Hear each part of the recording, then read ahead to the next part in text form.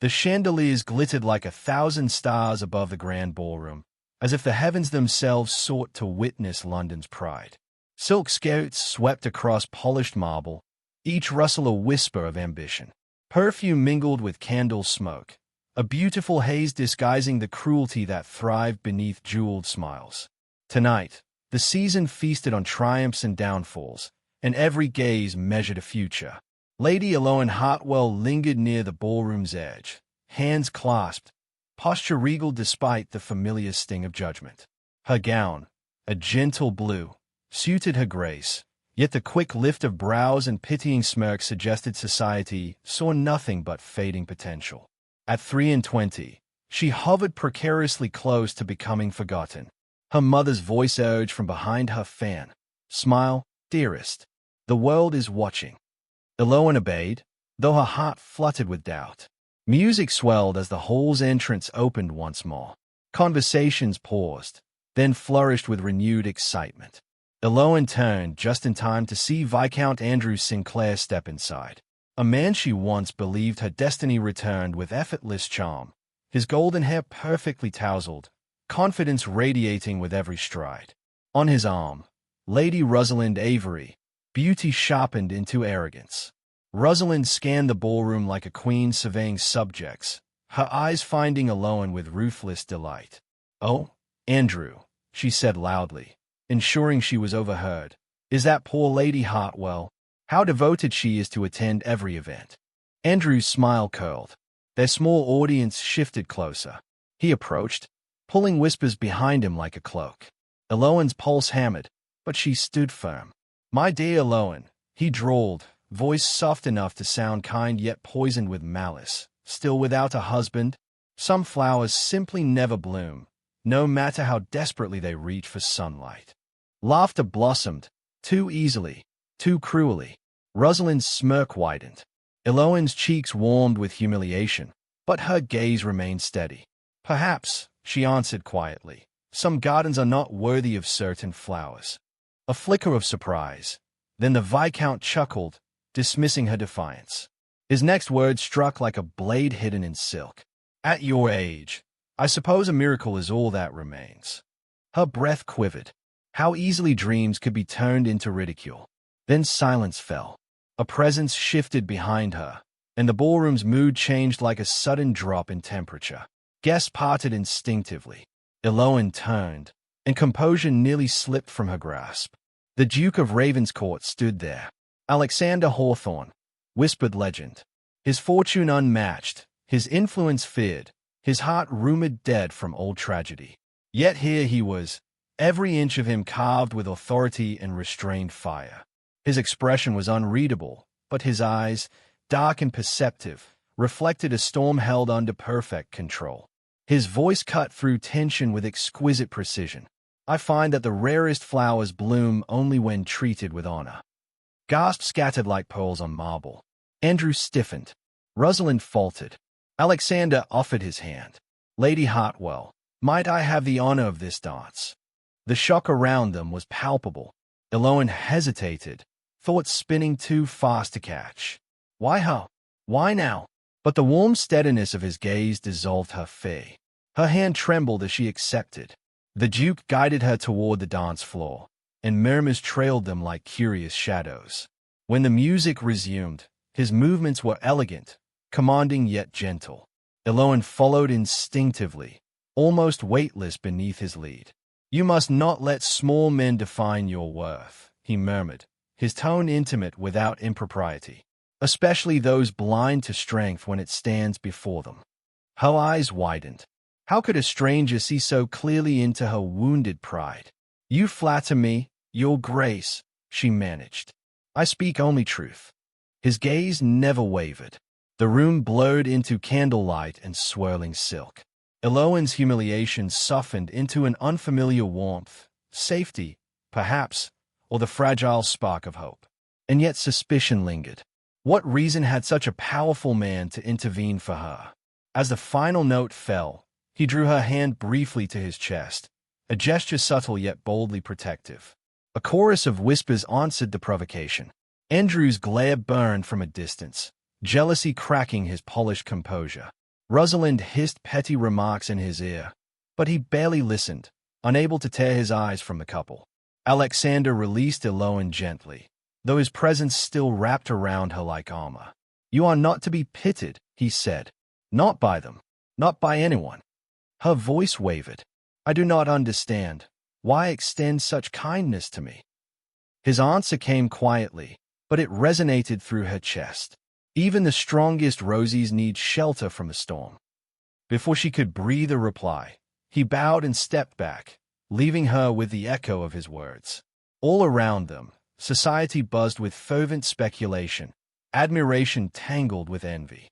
They had witnessed something unplanned, something that cracked the polished surface of their careful hierarchies.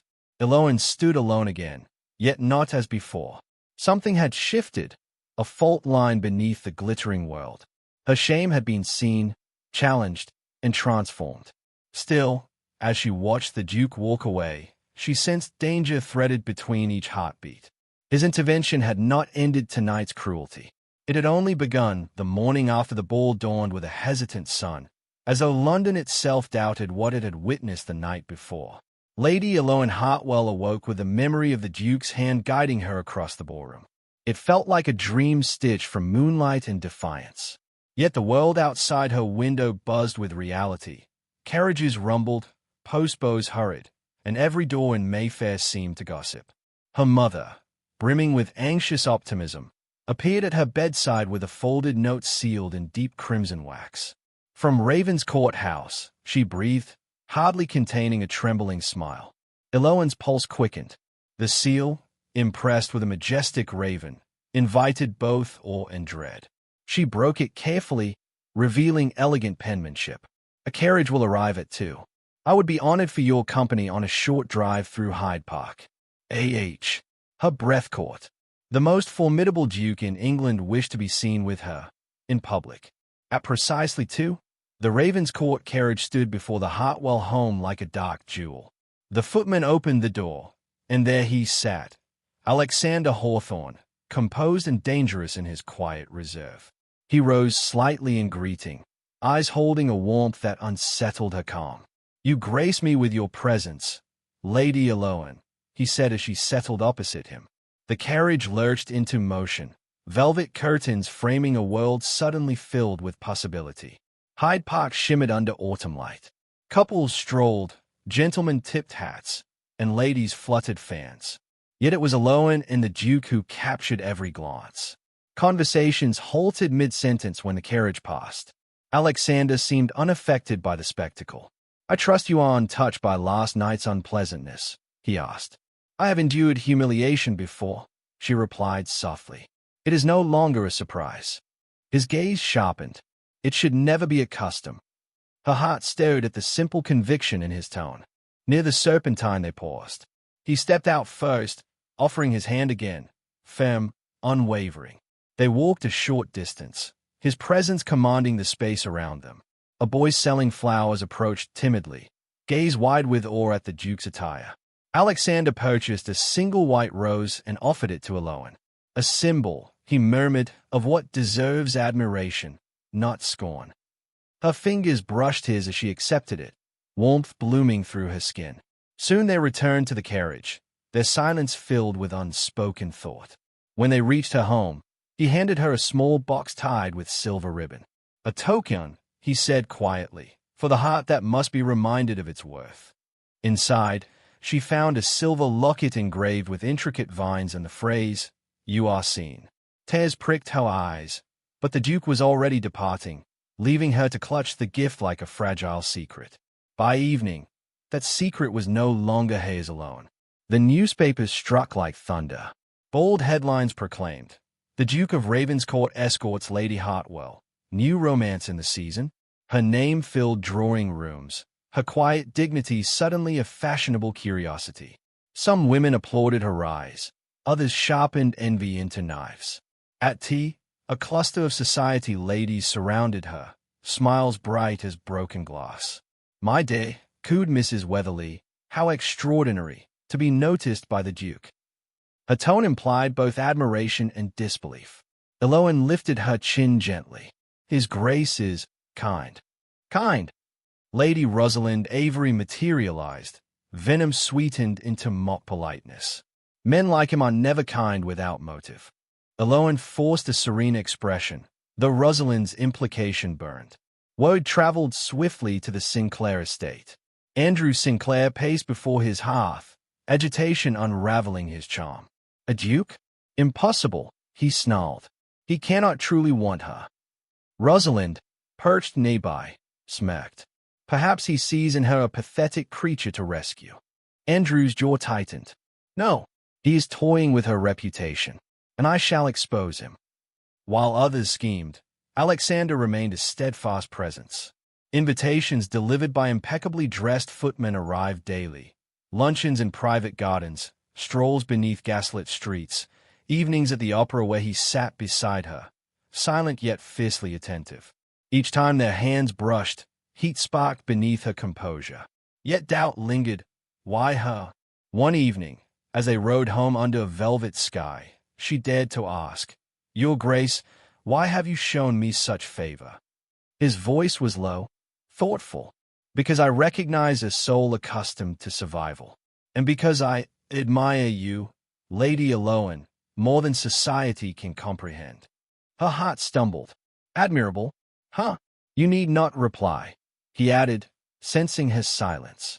Truth need not demand immediacy. But truth demanded something else. Witnesses.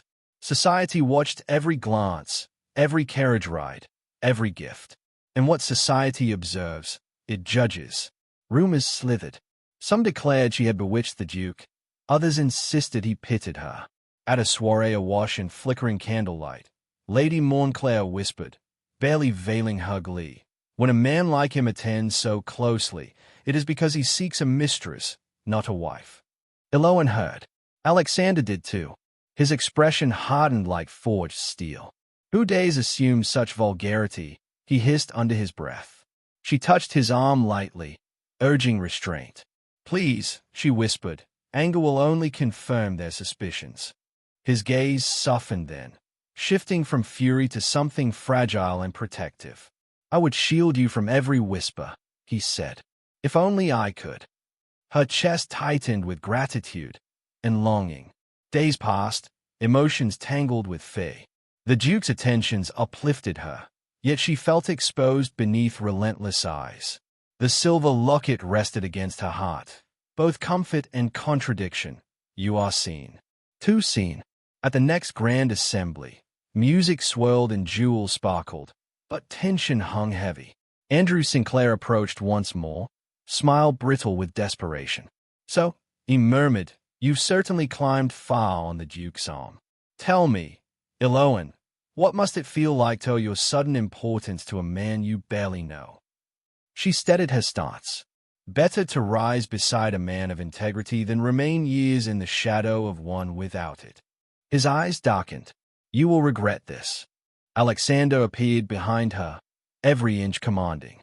"Viscount Sinclair," he said, voice a blade wrapped in velvet, "if you intend to threaten the Duchess to be, choose your words more wisely." Gasps shattered the ballroom's breath. Eloan froze. Duchess to be. Whispers erupted like wildfire. Her future, her reputation, her heart, suddenly thrown into a storm more powerful than the shame that first ignited it. Eloan sat alone in the far corner of a library, lamplight trembling as storm winds rattled the windows. Her pulse had not slowed since Alexander walked her here after the encounter with Andrew. Shame and longing dueled inside her chest, each demanding victory. She traced the silver locket he had gifted her, terrified of what it now represented. A token of protection, or the spark of a scandal already igniting beyond these walls. Andrew's voice still hissed through her thoughts. Every woman tied to the Duke meets ruin. The warning was not idle. She had seen that truth etched into Alexander's guarded posture, heard its weight in the pauses he tried to disguise. Yet she had also seen his gentleness, felt the sincerity trembling beneath his strength. Her heart refused to retreat.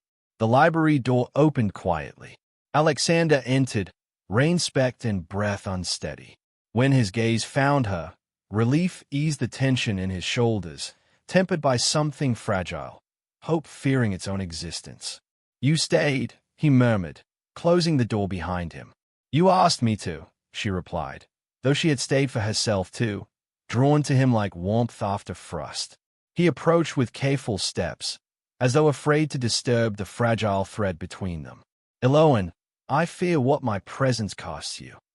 My reputation was already cracked, she whispered. At least now I know the reason is worth defending. Emotion flashed across his face, gratitude, sorrow, yearning all entangled. He lowered himself beside her, their knees nearly touching. The world will use anything to break the bold. I have witnessed it, and I have survived it, she answered, surprising herself with the steadiness of her voice. He hesitated before taking her hand.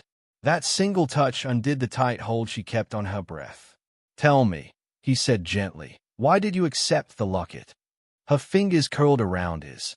Because when you gave it to me, I felt seen, not judged or pitied, but recognized, as though you knew I was more than the cruelty spoken about me. A quiet exhale escaped him. You are so much more. The storm outside pounded its fists harder, but inside, the fire cast amber light over his features, softening the edges of a man who had been sharpened by loss. She studied him, longing for truths buried deeper. What happened to you? She asked. Who taught you to fear love? His eyes shadowed. I once trusted someone unworthy. She sought the title, not the man. And when she discovered my love demanded honesty, she punished me with ridicule. The tongue delighted in the spectacle. His throat tightened. I swore never again to hand someone the blade that could ruin me. And yet, you offered me a locket, she said. Is that not a blade? A risk, he corrected softly. One I would take again. Before she could speak, raised voices echoed faintly from the corridor, servants whispering of rumors already spreading. Eloan's stomach twisted. Alexander heard it too. His hand tightened protectively around hers. They moved quickly. Gossip always does. He swallowed. I would spare you from this storm if I could. Perhaps I do not want to be spared, she said, a tremor of defiance threading through fear. Perhaps hiding has already cost me too much. His gaze warmed, admiration blooming like dawn breaking through night. Your bravery humbles me. Her breath caught. Do you regret caring for me? His reply came without hesitation. No. My only regret is how long I denied myself the right to feel anything at all. The fire crackled, sparks scattering like the pulse skittering under her skin. She felt the moment shifting, tugging them closer to confession's edge. Eloan, he whispered, lifting a hand to her cheek. His touch was reverent, questioning. Do you care for me? Her heart surged, terrified of silence. Yes. The word released everything she had been afraid to name. He closed his eyes briefly, as if steadying himself against a tide he had once feared would drown him. I want you, he said quietly, not for defiance, not as shelter against loneliness. I want you because when you look at me, I remember the man I hoped to become. Tears shimmered in her lashes. And when you look at me, I remember the woman I believed I had lost. He leaned closer, breath warm against her lips. The world narrowed to the distance between them.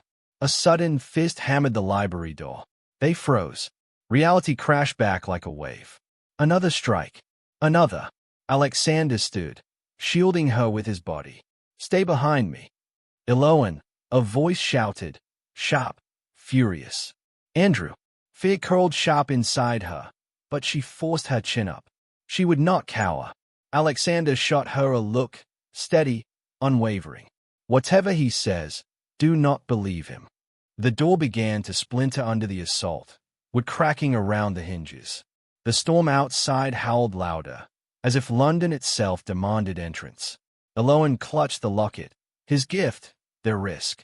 The door burst open, and everything they dared to hope for stood on the edge of ruin. The door crashed open, and Andrew Sinclair lurched into the library, drenched by the storm and driven by a rage that twisted his once handsome features.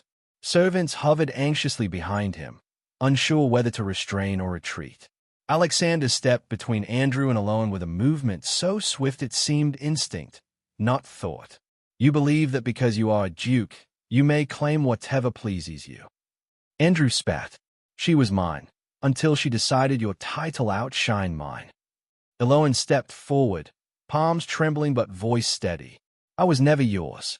What we shared was hope, nothing more. Andrew's laugh was brittle.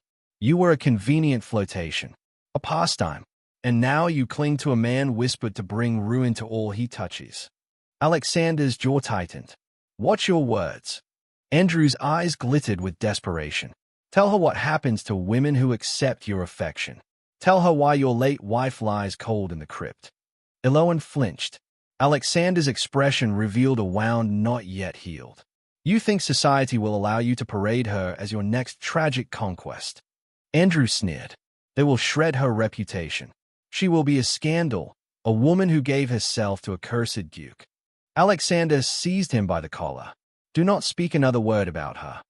Servants rushed in, hauling the Viscount away as he shouted, She will regret this. You both will. Silence fell. Alexander turned back to her, dread clouding his eyes. I'm sorry. His cruelty exaggerates, but there is truth beneath his venom. You owe me honesty, she whispered. Say it. He exhaled, armor slipping. My late wife cared only for status. She betrayed me publicly. The scandal destroyed her, and nearly me. Since then, they say my love corrupts. Eloan's chin lifted. So you fear hurting me? I fear failing you, he confessed. My love may be a curse. Love is no curse, she murmured. Loneliness is. Hope flickered in his gaze, tentative and bright. But footsteps and voices echoed from the corridor, gossip taking shape like knives. He heard it too. They move quickly, he said. I would shield you from every whisper. Perhaps I do not wish to be shielded, she replied.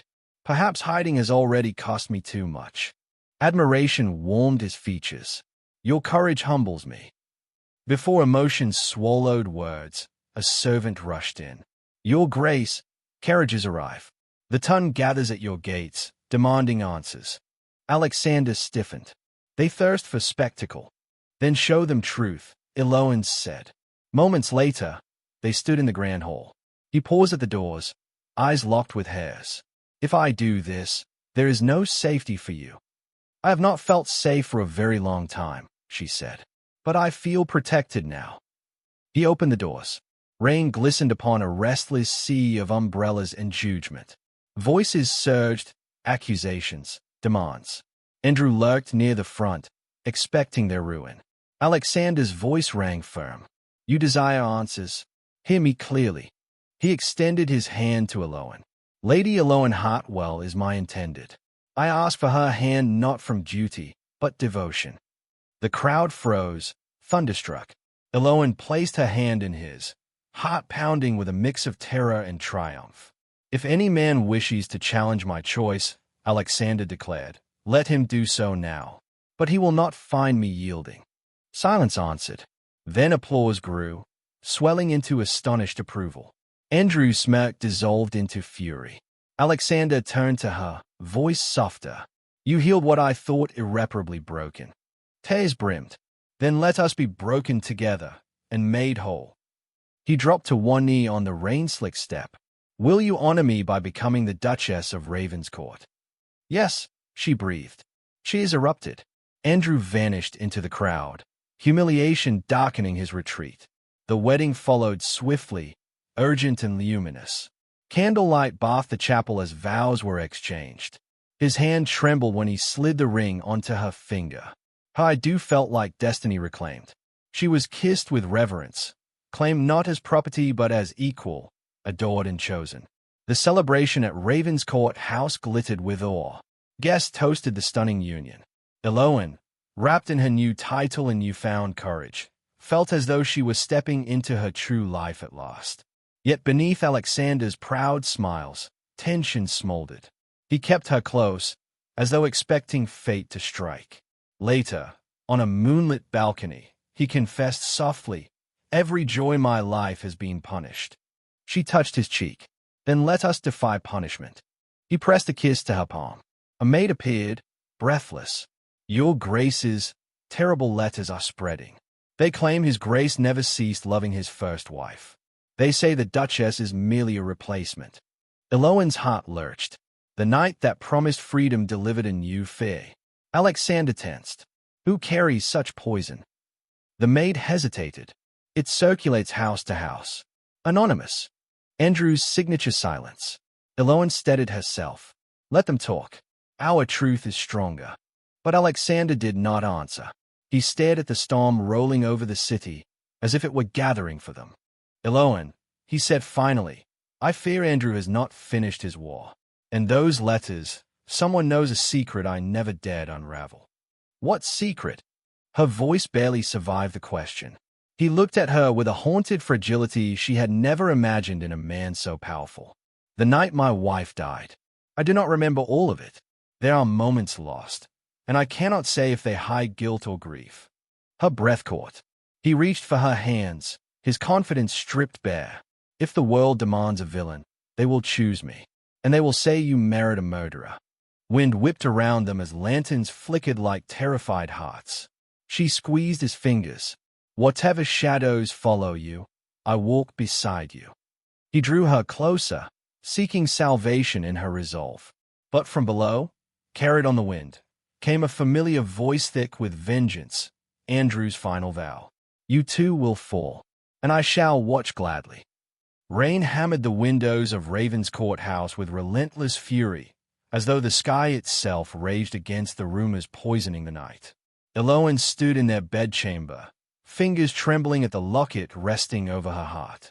Candle flames flickered, unsure whether to fight the darkness or surrender. Her marriage, once a radiant shield, now felt like a fragile glass between them. She heard the distant echo of Alexander's footsteps pacing the corridor, his thoughts heavy as thunder. He entered, cloak soaked, expression shadowed. The letters spread faster than we can contain, he said. Every house, every salon. They feast on the fear that I am a danger to the woman I love. Eloan approached slowly. You are not a danger. You are a man haunted by wounds others refuse to let heal. His eyes lifted, aching with vulnerability. And if they believe I killed her, if they find reason to condemn me again, they will drag you down with me. I will not fall, she answered, though her voice quivered. Not while you stand with me. Before he could respond, a footman burst in, breathless. Your Graces, Viscount Sinclair is in the courtyard, demanding an audience. He refuses to leave. Alexander's jaw hardened. He means to provoke scandal in full view. Eloan laid a hand on his chest. Then let us face him together. They descended the grand staircase and stepped into the storm. Lanterns swayed wildly in the wind, casting frantic shadows across the courtyard. Andrew Sinclair stood at the gate, soaked yet triumphant, holding a packet of letters tied with black ribbon. So romantic, he drawled when he spotted them. Accursed duke and his naive bride. I wonder, will history remember her as victim or accomplice? Alexander strode forward. You have tormented her enough. You will stop now. Andrew laughed. Not until she knows the man she married. Ask him, Lady Ravenscourt. Ask how his wife died with secrets on her lips. Ask whether she begged for mercy. Eloan turned to Alexander, heart thrashing. Tell me what happened. No more shields. Tell me the truth. Rain streamed down his face like tears he refused to shed. My first wife, she despised the constraints of marriage. She sought freedom in the arms of others. That night she confronted me, drunk, enraged. She said she would destroy me as punishment for not giving her the life she wanted. I followed her into the storm, pleaded for calm. She slipped into the river, and I could not reach her in time. Eloan listened for deception and found none. Only sorrow engraved deep within him. But Andrew stepped closer, thrusting the black ribbon letters toward them. And here lies the proof he cannot forget her. The love letters he kept, hidden in his study, cherished, protected. Alexander flinched, as if struck. Those are not love letters. They are confessions of her betrayals and her suffering. I kept them because I could not forgive myself for failing to save her. Andrew sneered. A noble lie. Yet the world will not believe you. Eloan lifted her chin. The world believes what we allow it to hear. Andrew smirked with cruel amusement. I look forward to your downfall. Alexander stepped forward, voice rising above the storm. You think love is weakness, but what I feel for her is stronger than your hatred. Andrew's gaze flickered, uncertainty beneath his fury. She will see your curse soon enough. Eloan moved between them. Your cruelty ends here, Andrew. I am not a fragile ornament you may own or discard. You lost the right to any opinion of my worth when you traded affection for mockery. Thunder cracked like applause for her defiance. Andrew recoiled, mask of arrogance fracturing under the weight of rejection. Leave, she commanded, before the whole of London sees how small you truly are. His pride shattered. With a strangled curse, he turned and fled into the storm. Silence swallowed the courtyard, broken only by the sigh of rain easing. Alexander's shoulders sagged, years of grief loosening their grip. You deserve a husband free of ghosts, he murmured. She stepped closer, placing the locket in his hand. I deserve the man who chose to fight them for me. He looked at her as if seeing salvation. I feared I might destroy you. And I feared I might never be brave again, she said. But courage grows when hearts stand together. He cupped her face gently, reverently. Eloan, you are my dawn after endless night. She kissed him, rain and tears mingling as warmth surged between them. The storm died, surrendering to quiet. Days passed. The letters were revealed for what they were, fragments of a broken woman's tragedy, not a duke's guilt. Society's appetite for scandal faded, replaced by fascination with a love that defied ruin. At a royal gathering weeks later, Eloan entered on Alexander's arm. Whispers fluttered around them, but admiration had replaced malice. She moved with newfound confidence, the weight of judgment gone. Across the room, Andrew Sinclair stood alone. No allies, no smirk, only bitterness hollowing his once proud eyes. When she and Alexander drew near, he lowered himself into a stiff bow, defeat trembling through him. Eloan regarded him with strength, not gloating, not pity, merely acknowledgement of a chapter closed. Alexander leaned close, voice low. The world sees you now. She smiled. Because you did first. Music swelled. They moved into a waltz, gliding beneath glittering chandeliers.